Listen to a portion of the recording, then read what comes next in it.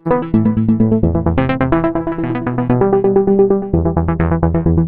जाए, अंदर आ जाए।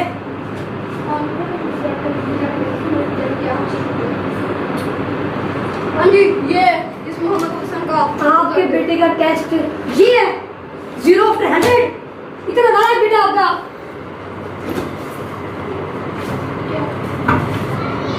आप तो कौन कौन से टेस्ट ये बदमाशियां करते हैं क्लास में। मैं पढ़ता रहता खेलता रहता है। आज समझ रहा था स्कूल में चेक नहीं हो रहे टेस्ट, इसलिए मैं आज चेक लगाने आ गया। ये चीटिंग भी करता है, चीटिंग करते करते पकड़ा गया, इसका टेस्ट हमने ले लिया।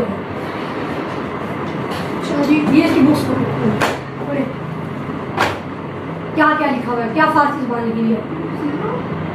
अंडा अंडा, हर जगह पे अंडा ऐसे बना है। ये बुक्स आप मुझे दे दें, मैं जरा हर अंडे का ऐसे हिसाब लेता हूँ। आज आपके पास कोई स्टिक वगैरह पड़ी हुई है? स्टिक वगैरह तो नहीं पड़ी, फिलहाल घर जाके देना नहीं। इसका मुंह तोड़े बगैर छोड़ना नहीं है इसको। निकल गया से फुल इजाजत है, आप इसकी जितना मारे ताकि इसकी सबके सामने आगे देखो। अरे आगे ऐसे मुट्ठी मोड़ ऐसे।